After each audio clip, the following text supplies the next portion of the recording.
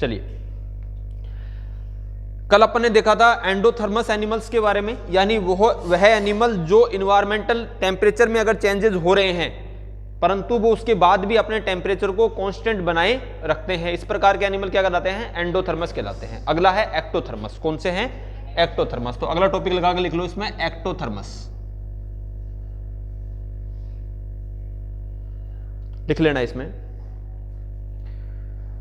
वह एनिमल जो अपने बॉडी टेम्परेचर को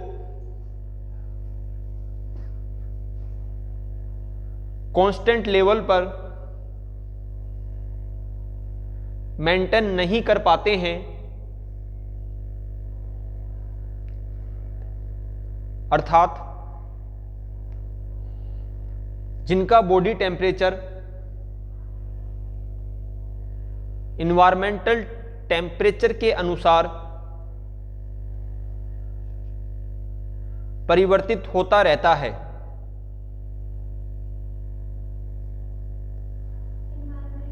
इन्वायरमेंटल टेम्परेचर के अनुसार परिवर्तित होता रहता है, इस प्रकार के एनिमल एक्टोथर्मस एनिमल कहलाते हैं। पेपर बड़ा आएगा इसलिए थोड़ी सी जो राइटिंग स्पीड है उसको भी इंप्रूव करने की कोशिश करें आप लोग, सभी लोग साथ साथ में राइटिंग स्पीड भी थोड़ी सी इंप्रूव करें, ठीक है। एक्टोथर्मस एनिमल कहलाते हैं। अब एंडोथर्मस जो एनिमल्स थे उनको अपन ने क्या बोला था? हॉट वॉर्म दिखाया था कल, ये हॉट वॉर्म एनिमल जिनका जो रक्त होता है, या हॉट ब्लड एनिमल जिसको अपन बोल रहे थे, हॉट ब्लड वॉर्म एनिमल, यानी जो जिनका जो रक्त होगा वो कैसा होगा? गर्म होता है, ठीक है। इनको अपन क्या बोलेंगे? कोल्ड। क्या बोलेंगे? कोल्ड। तो इसको अपन बोलेंगे कोल्ड ब्लड एनिमल, लिख लेना इसके अंदर। एक्टोथर्मस एनिमल्स को कोल्ड ब्लड एनिमल भी कहा जाता है।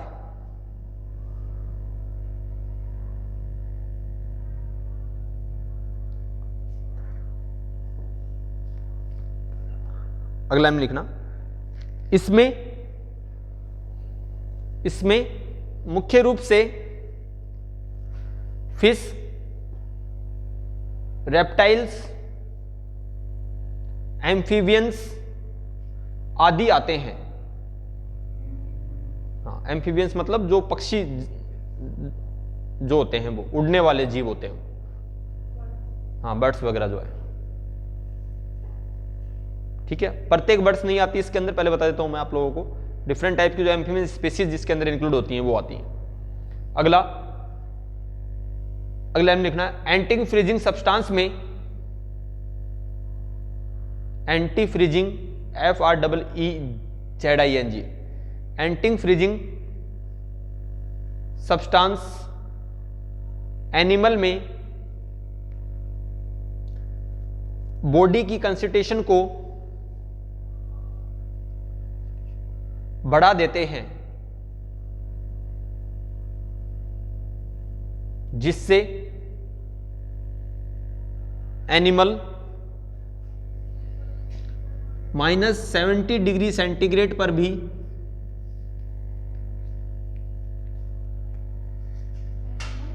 -17 डिग्री सेंटीग्रेड पर भी जीवित रह पाते हैं।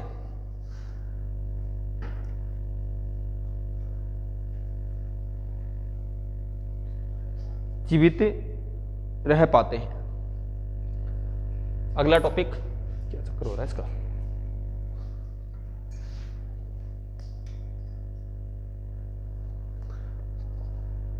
ठीक है, तो ये तो क्या होगी इसकी जर्नल थ्योरी।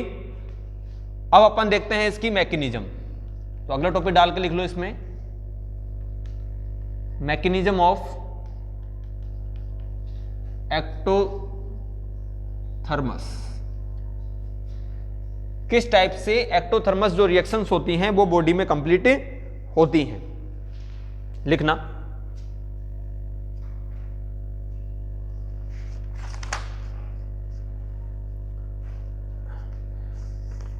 एक्टोथर्मस की प्रक्रिया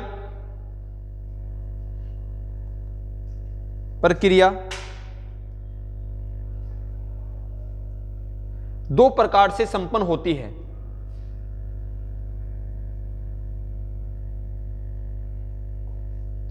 पहला फ्रीजिंग,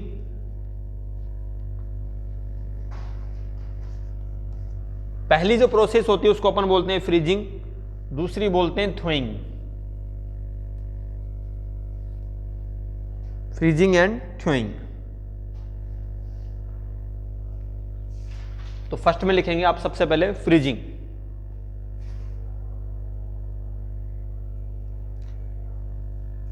इस प्रोसेस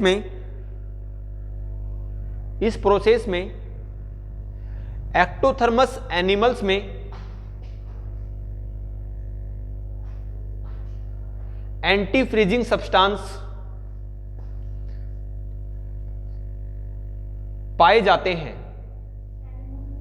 एनिमल में एंटी फ्रीजिंग सब्सटेंस पाए जाते हैं जो कि इन्वायरमेंट के ठंडे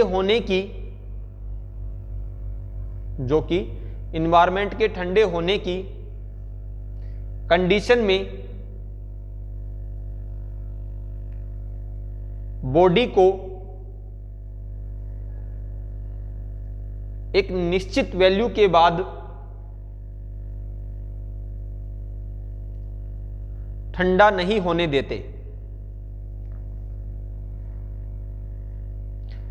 एंटी फ्रीजिंग सब्सटेंस का क्या मतलब है? यानी बॉडी में इस प्रकार के सब्सटेंस प्राप्त होना जो कि किससे प्रोटेक्ट करते हैं? ठंडक से।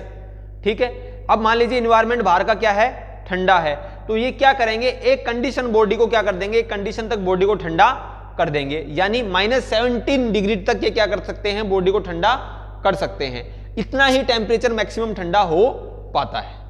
ठीक है, देन ये क्या करेगा? इसको रेगुलेट कर लेगा, अगेन टेम्परेचर को क्या कर देगा? इंक्रीज कर देगा, जिससे किसकी प्रोसेस कंप्लीट हो जाएगी? थर्मो रेगुलेशन की प्रोसेस कंप्लीट हो जाएगी। बर्ड्स में और मैमल्स जो होते हैं, यानी अपन जो लोग हैं, उनके अंदर एंटी फ्रीजिंग सब्सटेंस नहीं पाए जाते। इसका मतलब एक लेवल तक अपनी बॉडी को ठंडा नहीं किया जा सकता। ठीक है, अगले लाइन में लिखना, जब बॉडी टेम्परेचर -17 डिग्री से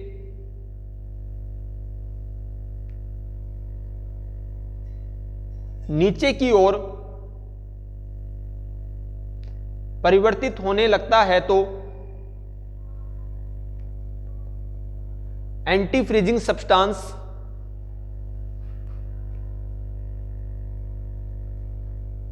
प्रोड्यूस होना प्रारंभ हो जाते हैं, उत्पन्न होना, निर्मित होना, जिसके कारण बॉडी टेम्परेचर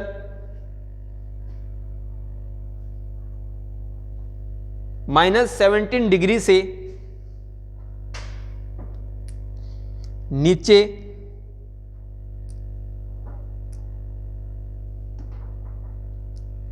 नहीं जा पाता एवं प्राणी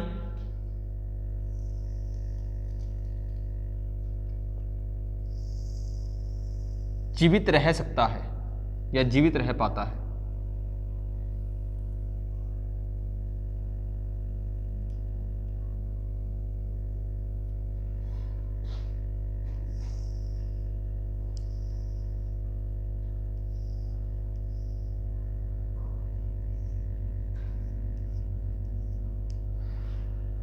अब सपोज करिए कोई प्राणी है, ठीक है, कोई फिश मान लो, लग नहीं रही ना?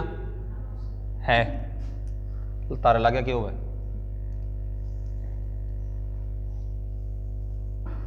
ये कोई फिश है। ड्राइंग में क्या है, मेरे 2-4 नंबर ही आए हुए हैं, ज्यादा आए नहीं। डर मत जाना, पर ये फिश है, क्योंकि मैं कह रहा हूं अलग प्रकार की है ये जाति, मेरे द्वारा ही खोजी गई है, ये और कहीं नहीं मिलती देखने को। ये फिश है, ठीक है। इस फिश का नाम है अल्फा। क्या नाम है? अल्फा। ये भी मेरे द्वारा दिया गया है। आगे आने वाली किताबों में आप इस तरह के नाम को पढ़ेंगे, ठीक है। जब फाइलम और ज़्यादा डिस्क्राइब होंगे ना, तो ये इस फिश का निर्माण किसने खोजी थी, तो मेरा नाम आएगा वहाँ पे फिर, है ना। और उस फिश का नाम क्या होगा, अल्फा। चलिए, ये एक अलग बात है, क्या होगा क्या नहीं होगा। अब अपन को समझना क्या है वो समझिए। ये आपके सामने एक फिश दे दी, ये कहाँ रहती है, पानी में, क्लियर है ये तो, ठीक है। इसमें कोई कंफ्यूजन थोड़ी है कि पानी में नहीं रहती, ये पानी के अंदर रहती है। अब जब ये पानी के अंदर रह रही है तो आप लोगों को एक चीज अच्छी तरीके से पता है कि ये जो पानी होगा ये कैसा होगा, ठंडा होगा। कैसा होगा, ठंडा होगा। यानी ये जो फिश है ये कंप्लीटली इस वाटर के अंदर रह रही है। ये क्या है, वाटर। कौन सा वाटर है, कोल्ड वाटर। कैसा है, कोल्ड वाटर, ठीक है। अब ये जो कोल्ड वाटर है ये यहां से अपने टेम्परेचर, ये टेम्परेचर किसके अंदर जाएगा, इस फिश में। भाई ये जो टेम्परेचर है ये टेम्परेचर किस में जाएगा, इस फिश में जाएगा। और क्लियर सी बात है कि ये जो टेम्परेचर है इसकी वैल्यू क्या है, कम है। क्या है, इसकी वैल्यू कम है। तो अब ये जब इसके अंदर जाएगा तो इसका टेम्परेचर भी क्या हो जाएगा, कम हो जाएगा। इसका जो टेम्परेचर है ये भी कैसा हो जाएगा, कम हो जाएगा, लो हो जाएगा, ठीक है। क्योंकि यहां पर जो टेम्परेचर दे रखा है ये टेम्परेचर कैसा है, लो है। यहां पे टेम्परेचर कैसा हो जाएगा, इसका लो हो जाएगा। जैसे जैसे ये इसके पास ये टेम्परेचर इसके अंदर जाना शुरू करेगा, इसका टेम्परेचर क्या होता चला जाएगा, लो होता चला जाएगा। एक कंडीशन जब टेम्परेचर कितना हो जाएगा, -17 डिग्री के आसपास ये जब पहुंच जाएगा तो इसकी जो बॉडी होगी, किसकी बॉडी, इस मछली की बॉडी, ये एंटी फ्रीजिंग सब्सटेंस को क्या करेगी, प्रोड्यूस करेगी। क्या करेगी, एंटी फ्रीजिंग सब्सटेंस को। एंटी फ्रीजिंग सब्सटेंस जो होंगे ये इस मछली के शरीर को फ्रीज होने से रोक देंगे, यानी जमने से रोक देंगे, ठीक है। अब ये एंटी फ्रीजिंग सब्सटेंस निकल रहे हैं, ये क्या करेंगे, इसकी बॉडी को जमने से रोक देंगे। सिंपल सी बात है भैया, टेम्परेचर अगर और ज्यादा कम हो गया तो बॉडी जम जाएगी, और बॉडी जम जाएगी तो इनकी डेथ हो जाएगी। तो इस तरीके के सब्सटेंस क्या होंगे, पूरी बॉडी के अंदर फैल जाएंगे और जिसके जरिए इसकी बॉडी जमने से रुक जाएगी। और अगर जमने से रुक जाएगी तो ये बात आप लोगों को पता है कि ये काफी लंबे समय तक जिंदा रह पाएगी, ठीक है। यानी अर्थात ये जो एंटी फ्रीजिंग सब्सटेंस होते हैं ये -17 डिग्री तक क्या करते हैं, वर्क करते हैं। यानी इस कंडीशन के बाद ये प्रोड्यूस होना शुरू हो जाते हैं और इसकी बॉडी को जमने से रोक देते हैं, ठीक है। तो जो पहली प्रोसेस होती है एक्टोडर्म में वो क्या होती है, फ्रीजिंग। क्या होती है, फ्रीजिंग, यानी बॉडी को फ्रीज होने से रोकना, जमने से रोकना। उसके लिए क्या होगा, जब टेम्परेचर लो चला जाएगा और जब वो एट लास्ट -17 डिग्री तक पहुंच जाएगा या इसके आसपास जब वो टेम्परेचर पहुंच जाता है तो बॉडी एंटी फ्रीजिंग सब्सटेंस को प्रोड्यूस करने लग जाती है, जो कि शरीर को जमने से रोक देते हैं, जिससे इसकी जो आयु होती है काफी लंबे समय तक जिंदा रह सकती है, ठीक है।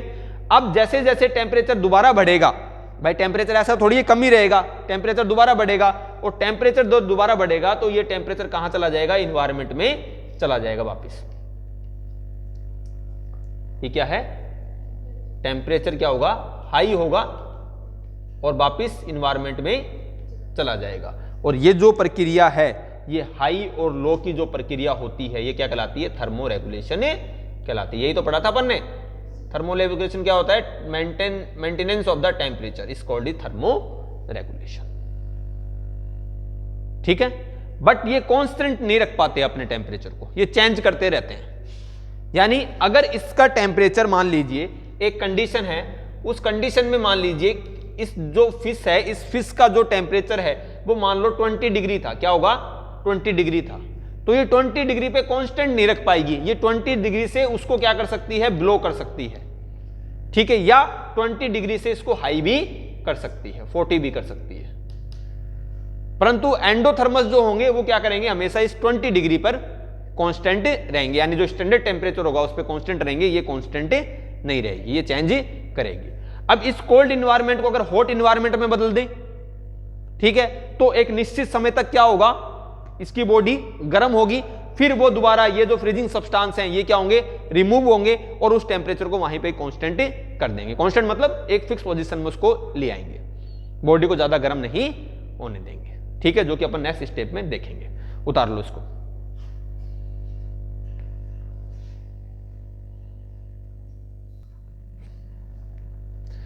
चलिए, तो अब अपन ने टॉपिक इसके अंदर फ्रीजिंग देख लिया। सेकंड जो है इसके अंदर वो है थ्रोइंग। ठीक है, इसके बारे में राइट डाउन कर लो। इस प्रोसेस में जब बॉडी टेम्परेचर अत्यधिक कम हो जाता है तब बॉडी थ्रोइंग एजेंट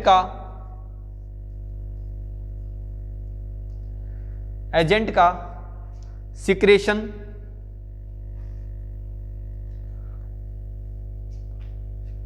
करना प्रारंभ करती है, जिससे एनिमल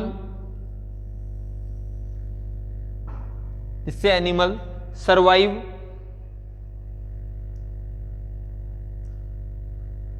कर पाता है।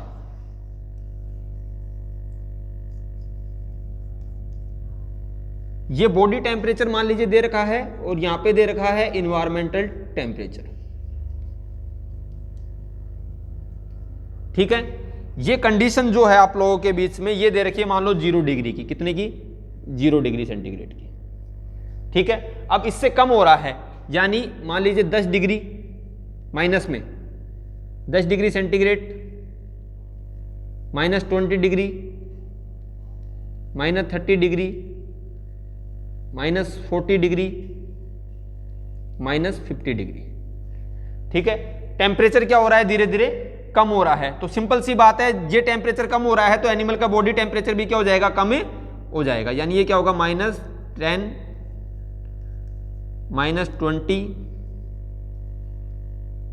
-30, -40 और ये -50 मान लीजिए, वैल्यू ले लिया अपन ने। ठीक है, अब देखो, अब इस कंडीशन के अंदर क्या है? 17 तक तो अपने पास ये जो फ्रीजिंग सब्सटेंस है, एंटी फ्रीजिंग सब्सटेंस, वो रोक लेंगे। अब सपोज करो यहां से ये चालू हुआ और यहां से चालू होने पर ये यहां तक तो क्या हो गया? हो गया, यहां तक पहुंच गया ये। ठीक है, 17 डिग्री तक। तो यहां तक दो एंटी फ्रीजिंग सब्सटेंस हैं। क्या हैं? Anti freezing substance. वो सीक्रेट हो जाएंगे और इसको यहां पर रोक देंगे। ठीक है, बट अगर किसी कंडीशन में ये -17 डिग्री से भी क्या हो जाएगा? नीचे चला जाएगा, तो जो थ्रोइंग एजेंट है वो क्या होना शुरू हो जाएंगे? सीक्रेट होना शुरू हो जाएंगे और उसकी जो टेम्परेचर है इसको फिक्स कर देंगे।